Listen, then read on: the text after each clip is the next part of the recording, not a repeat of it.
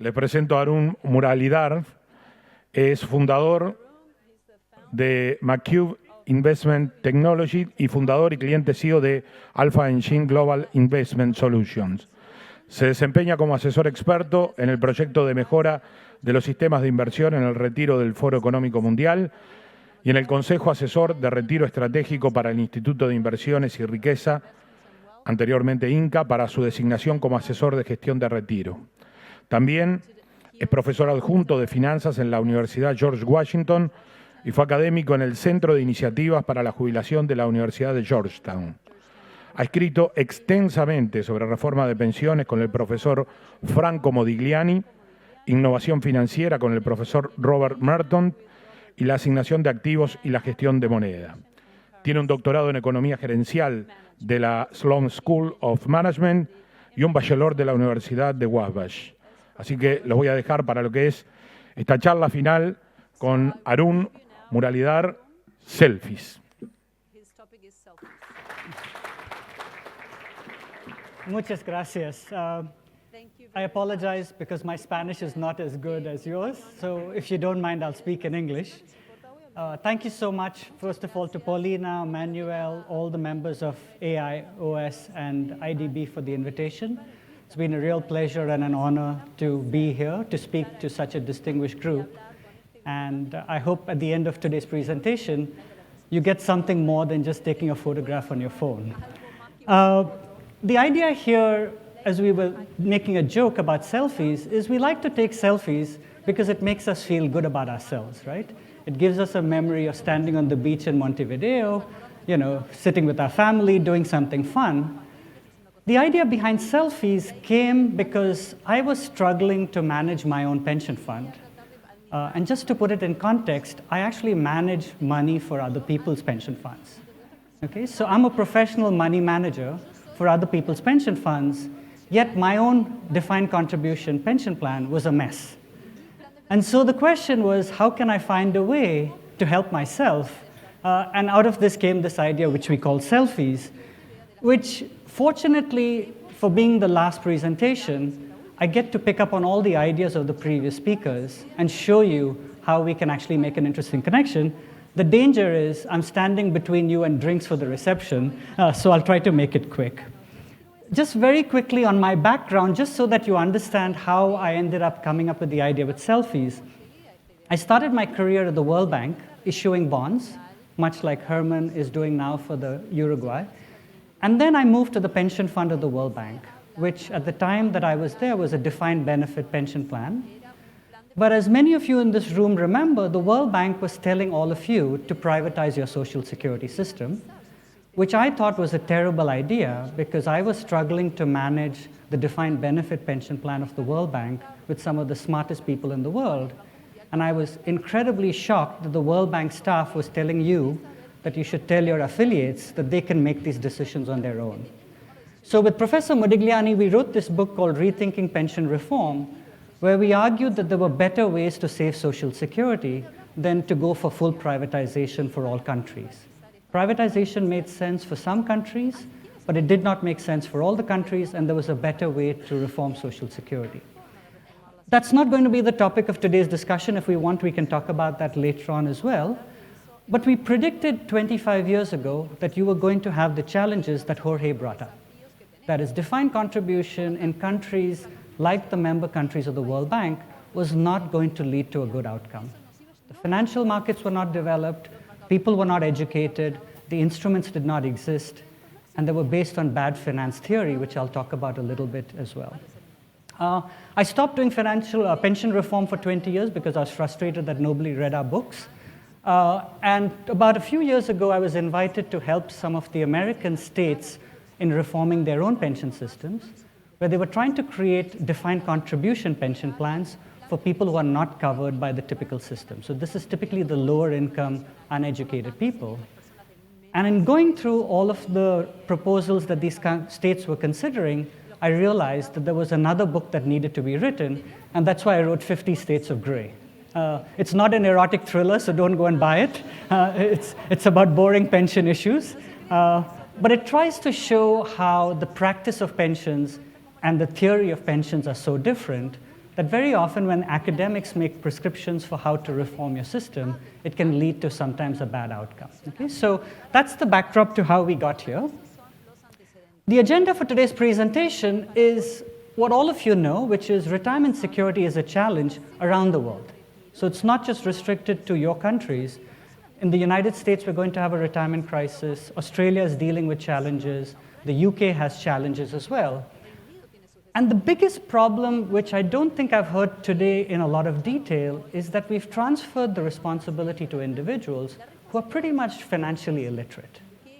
And I argue that I have a PhD in finance, and if I cannot make good decisions for my DC plan, what chance does somebody have if they're working as a private, as a Uber driver or something, to decide what assets to pick, right? So I'll talk about that a little bit because there's some very interesting data on adult literacy that we need to take into consideration. Now, as Herman mentioned, sometimes when you're thinking about reforming pensions, you have to ask, what is the broader context in the economy in which this challenge is going to take place? And all your countries are also struggling to fund infrastructure.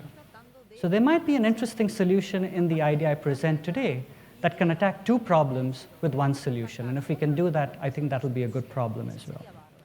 So the solution we're going to suggest is that innovation can actually help you do this. Professor Merton likes to use the term finance science to solve social problems, and that's really what I'm going to try to do today. And this has some interesting implications for public finance, but it also has interesting implications for regulation of pension funds. So we'll talk about that to conclude, and then I'll open it up for questions as well. But I think in order for these kinds of solutions to happen, governments, as well as the development banks, have got to be creative. We cannot try to take the old model and keep applying it again and again because that's not working. We have to start thinking out of the box for new solutions as well. So let's just take a quick look, because I know the audience is made up of DB and DC systems. The problem we have, if you remember, the World Bank wrote an exceptionally good book in 1994 called The Looming Pension Crisis. They were giving people a heads up. And they identified that there were 3 pillars of pension support, and all of them were starting to have some problems. But the main focus of that book was that the pay-as-you-go defined benefit Social Security was going to have a challenge around the world. We had aging populations, we had insufficient savings, and therefore the obligations of your countries were getting to be larger and larger. What that means is, at the end of the day, if your social security system has promised benefits more than it has the capacity to tax the people, there's only 2 ways to solve the problem: cut the benefits or raise the taxes. Typically, that's how people have thought of pay-as-you-go. And what Professor Modigliani and I argued is that that's a very myopic way to look at the problem. So the World Bank looked at pay-as-you-go defined benefit Social Security and said, let's change pay-as-you-go to contributions, let's change defined benefit to defined contributions, and let's get rid of Social Security. And they made a fundamental mistake because the only problem in that system was the method of funding. Pay-as-you-go as a method of funding Social Security defined benefit systems is a problem, no doubt about it. But you could have changed the method of funding to what we have now in the defined contribution systems and still retain the defined benefit if you designed it well. Okay? So that's what we argued. Sadly, nobody did it, not even the United States. And so you still have a problem in Social Security around the world. Right? As we've mentioned, and I think Jessica pointed this out as well, is in the old days, employers were willing to offer some kind of a pension benefit. But especially after the crash of the market in 2000, and then definitely after 2008, most of the companies decided we don't want to take that risk. We're good at making cars, we're good at making electrical gadgets, we know nothing about pensions, we want to get out of the business. And so today, around the world, very few companies are willing to offer defined benefit. So what we've done is now, the one primary area where people were given a guaranteed retirement has been taken out, and we're transferring that entirely to individual or collective defined contribution systems. And I'm going to show you the number of challenges that you have in this system guarantees that there will be a retirement crisis. There's no other way to end this problem unless we do something special, right? Why? Because we have financial illiteracy, we have increasing longevity, We have very low coverage rates. I think we've talked about in Colombia, 28% of the people are very often covered. You have a lot of people in the informal sector, and typically people have not saved enough for retirement, right? So we cannot ask this question, are we okay because we've transferred risk to individuals? So this is why I can guarantee a retirement crisis, because when you look at a defined contribution system, now what we were able to do in a defined benefit, which was to spread the risk over many generations, now you shrunk the window of making good decisions to one lifetime. And we know that financial markets in one lifetime can be terrible. Look at the Japanese, right? So now all of a sudden, by shrinking the window to one lifetime, you're concentrating the risk dramatically on what the markets do in that one lifetime. Now here's where it gets even more complicated, is there are three very complicated decisions that people have to make. One is how much to save. Two is, what do I buy? How much of it do I buy? And how often do I rebalance?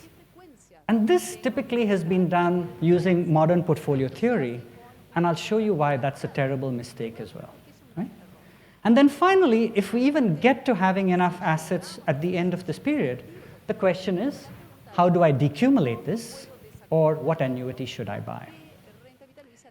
The big problem is there's a time gap between when you start savings and when you start retiring, and I think Jessica pointed out, people are in the accumulation phase for 40 years and then decumulation for 20. How can we get people to actually start to think of that as one continuous sort of window, not break it up into a 60-year problem, which is first 40 years of something and then 20 years of another thing as well? And I'll talk about financial illiteracy as well. The final problem in the design of a lot of these systems is that in most cases you have many different entities that you have to participate with. So you go to one group for your investments, then you have to take your money to another group for your decumulation. That just adds cost, it adds complexity, and it makes this problem incredibly difficult. So this is why when Professor Modigliani and I, back in 1997, started to look at the reforms that were being implemented, we said it's guaranteed to have a problem, unless something innovative happens, which I don't think has happened to a dramatic effect. Because the problem was not only were the annuity markets not developed at that time, but annuities, even in the more developed markets, are not taken up, as you've heard people say, right? If the take-up rate of annuities is 6 to 8% in the developed world, that doesn't bode very well for trying to get a better experience in the developing countries as well. And the challenge with them is they're high cost, they're complex, they're very risky, and very often they're illiquid. We've heard other people talk about that, so I won't spend a lot of time. But Professor Modigliani called this the annuity puzzle, which is, from a pure theoretical perspective, buying an annuity makes obvious sense because you give up a fixed amount of money and you're guaranteed a stream of income, yet nobody buys it, right? So let's just take a look at some of the data on financial illiteracy. I don't know how many of you have seen this study, but if you haven't, you should take a look at it. What happened is the World Bank actually studied a number of countries around the world, and they asked them basically three really simple questions. The first question was, do you understand how compounding works? So the question could be as simple as you have $100, which pays 10% per year. At the end of 2 years, will you have more than 110 or more than 120? And most people got it wrong. The second question was to ask them, if there's 5% inflation, and you put your money in the bank and you get $104 at the end of the year, are you better off or not? And people got that wrong too. And then the last problem was they said you have a choice between investing in your company or the big stock market. Most people did not understand the benefit of diversification. Why is this an issue? Because in Latin America and the Caribbean, if you look at this chart, you have a lot of light blue colors, which means these are countries with relatively low levels of literacy. Which means people were not able to answer 2 out of these 3 questions correctly. And these are absolutely critical questions because compounding is what you're going to have to earn over 60 years. Inflation is critical if you want to maintain your standard of living. And forget about diversification, right? If you can't understand these basic concepts, how can you go and make your own pension decisions? As I said, even I have a PhD and I can't do half these calculations, right? So what it takes us back to, and I think some people, Olga talked about this a little bit in terms of what are the principles of designing a retirement system. Most of you who've done any class in economics have seen the famous life cycle hypothesis of Modigliani, which was to say that when people have a consumption that goes throughout their lives, and then they have income only up to their working lives, so income is that line, this is consumption, whatever they save must grow at a rate of interest so that on the date of retirement, you can decumulate it, right? So that everybody has seen the life cycle hypothesis, and the big question that came out of this life cycle hypothesis was, what is the rate of return you should earn out of your assets to be able to finance this consumption? What I'm going to argue is, maybe the danger was by focusing on the rate of return, a lot of what's happened in the finance practice has gone a little bit crazy. Because we should define retirement as a guaranteed income, right? So we want the guarantee. We want it in real terms, especially in countries with high inflation. We want to make sure that you preserve your pre-standard of living, pre-retirement standard of living. That is, you can't go from having a standard of living like this when you worked to suddenly starting your life very much below that in retirement. And then ideally, you want it to death, right? So if I redefine the goal of a pension in this way, then actually I can draw a slightly different chart of what is the goal that we're trying to achieve. And what this chart says is that we have 40 years from the time we're 25 to 65, in which we have no need to get any cash flow. But the day on which I reach 65, I want to start receiving, let's say in this case, 50,000 Colombian pesos, right? And I'm measuring this in real terms, so really all this looks like is a steady stream of cash flows. And I wish Professor Modigliani had added this chart to his original paper, because then we wouldn't have had a lot of modern portfolio theory that actually gets us into the wrong answer. Retirement is not about rates of return. Retirement is all about cash flows. So when I see reports of here's the rate of return of the pension funds in the US and America and Europe, I don't care. What I really care about is what degree of cash flows have you locked up as of the present moment? Alternatively, what is the funded status, right? What is the ratio of the assets to the liabilities? It's all about the cash flows. And this is how, when I started to think about this, I suddenly realized that this actually looks like a slightly different bond from what we've bought before. And wouldn't it be nice if somebody could issue this type of bond for me? And because I used to issue bonds for the World Bank, I know that a bond issuer can create any type of bond that the market wants.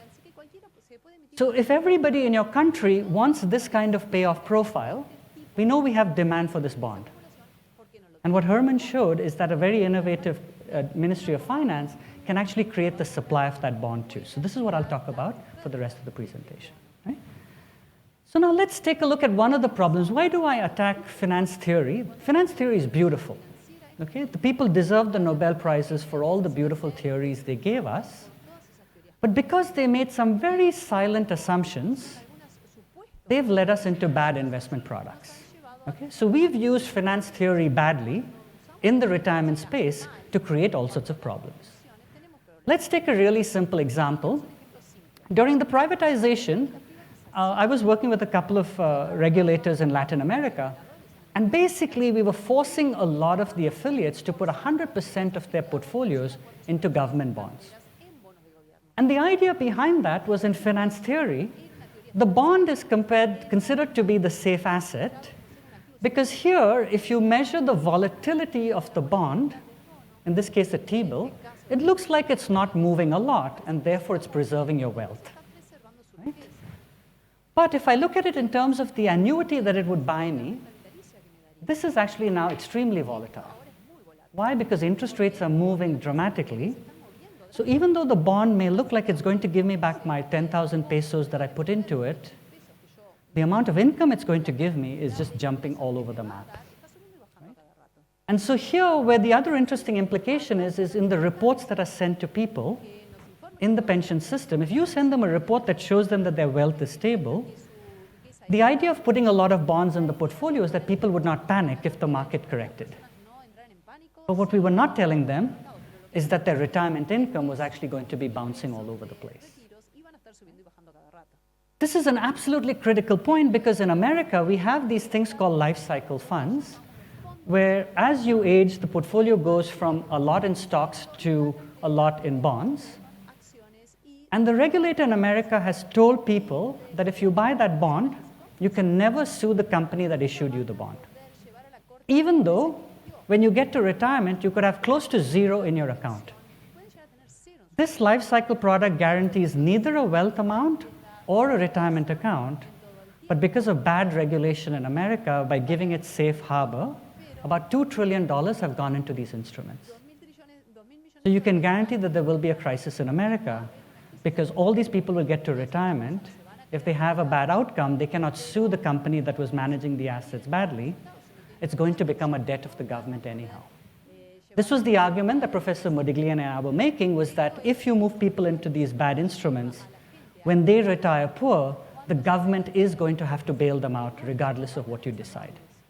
You may think you close the social security system, but if everybody's retiring on the streets and living on the streets, the government is going to bear the cost. So you just transferred the cost to the individual, which comes back to the government, which means higher taxes because the government doesn't have money of its own. Okay? So here's one of the challenges of finance theory is it picks the wrong goal of wealth, whereas the goal in retirement should be income. Let's take the second case. Even if you had an inflation-linked bond, right, which you would normally think could be the safe asset in a pension, let's look at the typical cash flows that you have. You put some money out today to buy the bond, and then it pays you the real coupon for 20 or 30 years, and then at the end of 30 years, you get the big principal back. If you're a 25-year-old person who bought this bond, there are two problems with this. Right? One is you're getting these coupons when you don't need them. So you've immediately got reinvestment risk. And the second big problem is you get this big fat principal payment well before you need it, and it's not even in the form in which you want it. So every bond that exists out there today is a risky bond and is completely unsuited for these types of pension requirements that we have, where the cash flow is what I need here. So even in countries like South Africa, where they have maturities of 50 years, it takes very complicated financial engineering to take these bonds and make it into the kind of retirement income people want. What does that mean? The cost goes up, it becomes illiquid, you cannot change your mind, there's no flexibility, you're just making money for the asset managers and the banks, and you're taking money away from the poor people. Right? This is Robin Hood in reverse. You're stealing from the poor, and you're giving it to rich guys like me. Right? I'm not rich, but I'm an asset manager, right? So here's the thing is, all these instruments that exist are very risky relative to what we want out of our pension systems. So here's what our idea was. And because I was issuing bonds for the World Bank is financing infrastructure in your country, so I have a good idea. My idea was very simple, that the governments or supranationals can issue new bonds. Now, the bond is only going to start paying at age 65. So there'll be a bond that starts for every year when people turn 65. So there'll be a bond that starts in 2019, there'll be a bond that starts in 2020 for the people who end up becoming 65. So you buy the bond on the day you become 65. Okay? Now, unlike the traditional coupons, here I want to tie the coupon maturity for the window in which it pays just to average life expectancy of the economy. And there's a very good reason for doing this, and I think Olga brought up the statistic, but maybe I think Daniel did too. When we look at the average life expectancy, the poor people have a life expectancy much less than the average. So if you can make the maturity of the bond equal to the life expectancy of the economy, the poor people, by buying this bond, are hedging their longevity risk. In a defined benefit system or in a collective system, there's a reverse transfer, as Manuel said, where the poor who die quickly are subsidizing the rich who live long lives, right? So collective DC is a terrible system because you're transferring wealth from the poor for the longevity risk hedging of the rich. The idea of this bond was, let's stop the coupons in 20 years so that the poor can buy the bond and manage their longevity risk.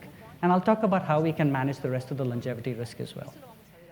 Now, unlike the traditional bonds that we used to see in the market, where the coupon is quoted as 1 3/8 and 3/7 and all these crazy numbers, my idea was very simple. Why not just quote the bond as paying $5 real or 5,000 pesos real per year? Okay, so no more percentage. I want to get out of this modern portfolio theory expected return idea and focus on cash flows. And now look at what this simple adjustment does is if somebody says, my goal is to have 50,000 pesos per year, and the bond pays 5 pesos per year, the only calculation they have to make is that they have to make 10,000 bonds while they're working. Somehow they have to buy 10,000 of these bonds. If they're 55 and they have only 5,000 bonds, their statement is going to tell them, you've saved 25,000 pesos per year. That's all you're going to get. You better either save more if you want more, take more risk, or lower your expectation of what you're going to get in retirement. So now we change the goal to just the number of bonds people have to buy, because this is hopefully the mathematics that anybody who's been in high school or even in school can actually do.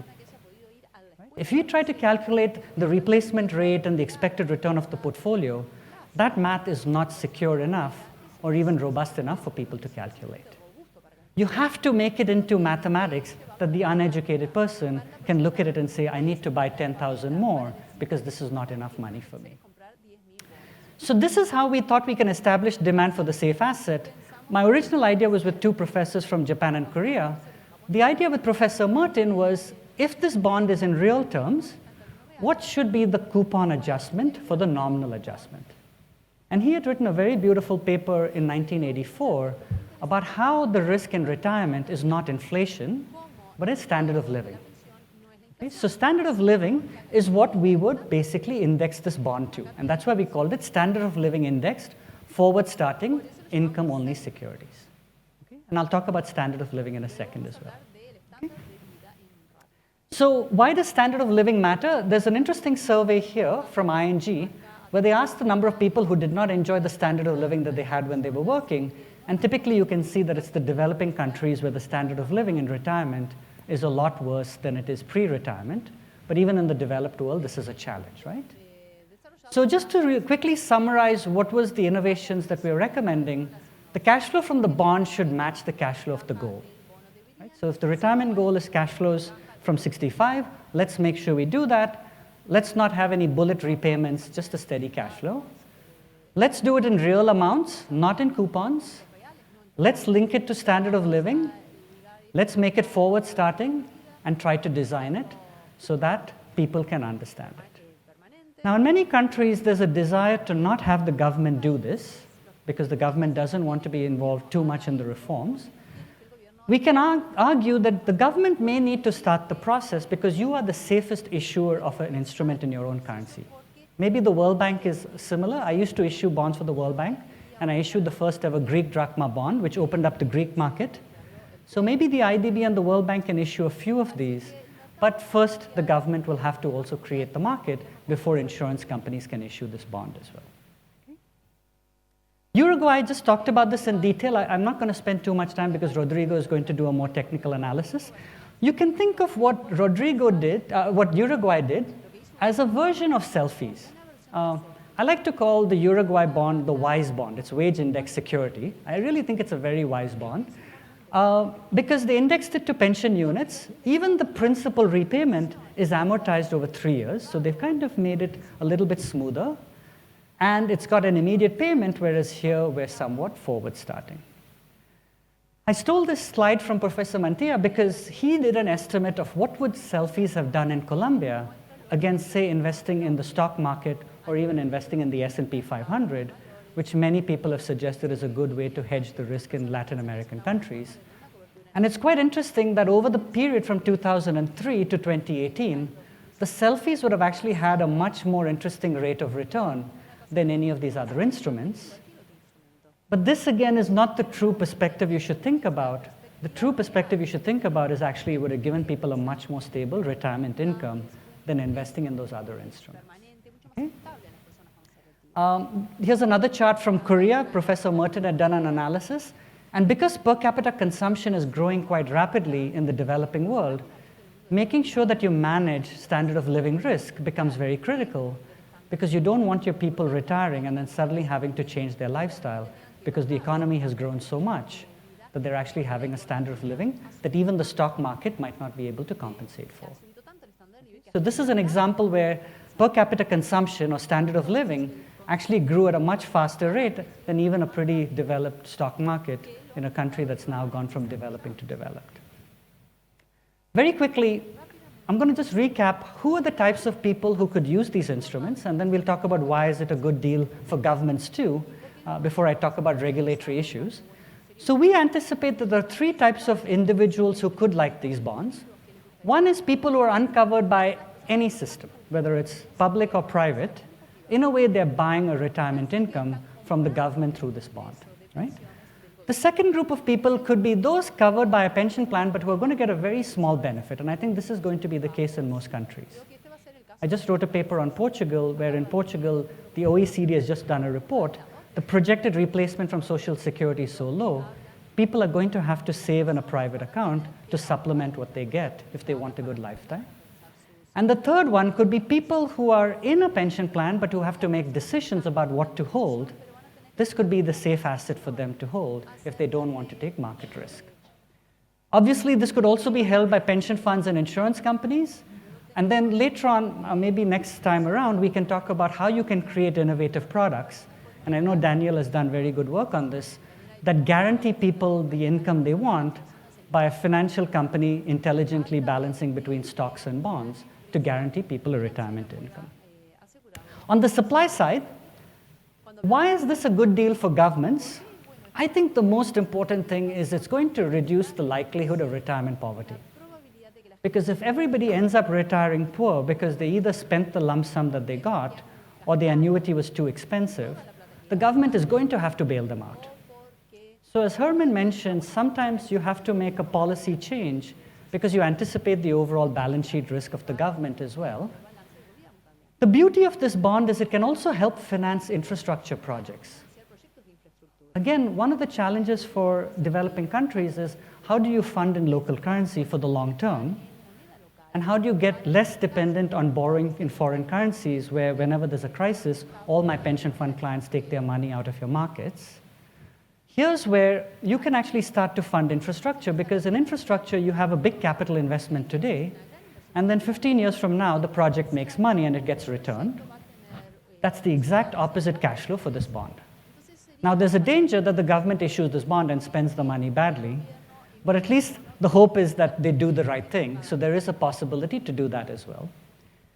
If the government has a value-added tax regime, then the government is hedged. Because the coupon is tied to the value-added tax, the revenues are connected to the value-added tax, the government has much better stable issuance and balance sheet management than in the traditional bond issuance. And this was a key point of what Uruguay had to experience, right? Is they issued a bond tied to wages so that when the revenue of the government was going up, the coupons would go up. If the revenue went down, the coupons would go down. It actually made the management of Uruguay's debt much more efficient. With SeLFIES, if the country already has a value-added tax regime, they actually have a clear hedge. These are a couple of extra points. There's a danger that governments may want to actually issue too much of this. Because remember, you're getting the money today and you have to repay it 30 years from now. Which government doesn't want that deal? So this is where you need institutions like the IDB and the IMF to have restrictions on how much you can issue, because otherwise you're putting the debt to a future government. Okay? And I think it can help insurance companies lower their annuity costs in one of two ways. Either they can better hedge the liabilities that they want, or secondly, they could potentially even issue this, because this is nothing more than an annuity in a bond. It's a term annuity. It's not a life annuity.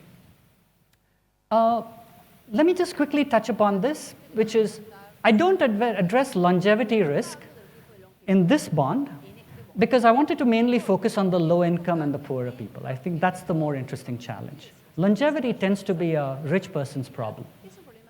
Now, I've designed another bond which I call longevity indexed variable expiration bonds, which I can email to anybody if they're interested. It's a little bit more technical, but using the same principles, you can show how an innovative government can issue a bond that hedges longevity risk, but also has the government hedged.